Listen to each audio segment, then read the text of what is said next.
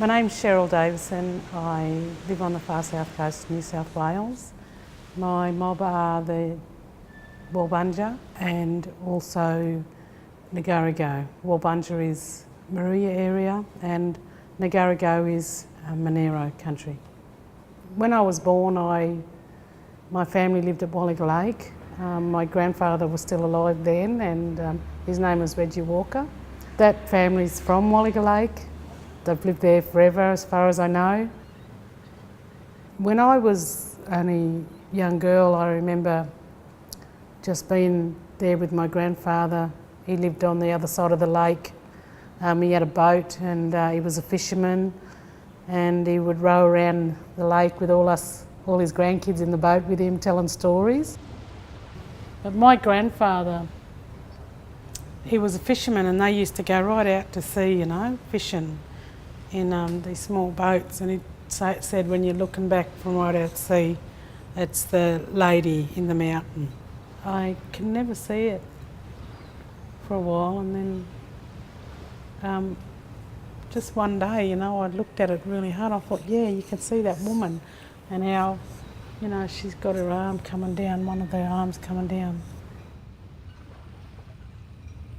I was the kid in the family that always got the pencils and drawing books and paints and everything every Christmas. So my parents knew that I also had a talent too, and they encouraged that. Yeah, even though I wanted a camera. There's lots of things that I think about when I'm doing my artwork, but you know, not all of it is shown in the actual artwork. And if I try to put everything in that's going through my head, it'll never fit. So I spent some time in New Zealand on a cultural exchange. I went to Wanganui and I spent some time with the master printer over there.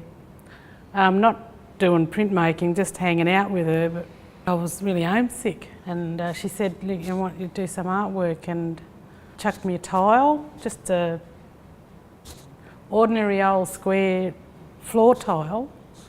And she said, start cutting that out, you know. So I did. I started the Gulaga print over in New Zealand. Because I was so homesick, all I can think about was, you know, Australia and Walbunga Lake, and thinking of that story, The Mountain Calls You Back, because that's what the old fellas always say, you know, when you go away from Walbunga Lake, that mountain will always call you back, and that's how I felt when I was in New Zealand.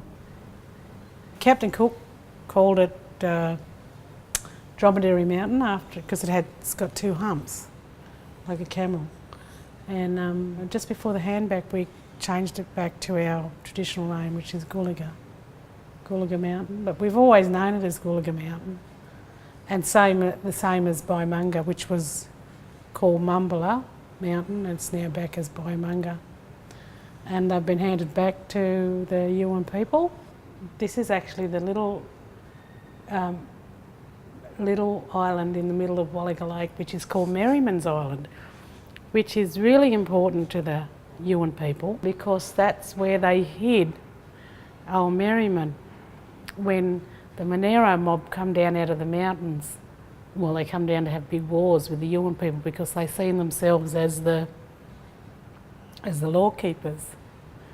And they'd come down out of the mountains, build up all the little south coast tribes, you know. So there's a lot of connection between the Yuin and the Monero because of these things. People don't realise, you know. But yeah, anyways, this here little island is where they hid Merriman. Merriman was the elder that had all the knowledge. So by killing Merriman, they would have killed our knowledge, you know. They say he turned into the black duck, flew up the coast, and he warned all the south coast mob that the Monero mob were coming, because they'd actually come down out of the islands and went to Quorma, the Monero mob. This is my nan's mob. Grandfather used to laugh about it all the time because he was saying, you know, they were the two tribes were always at war, but they end up marrying each other, you know. Yeah.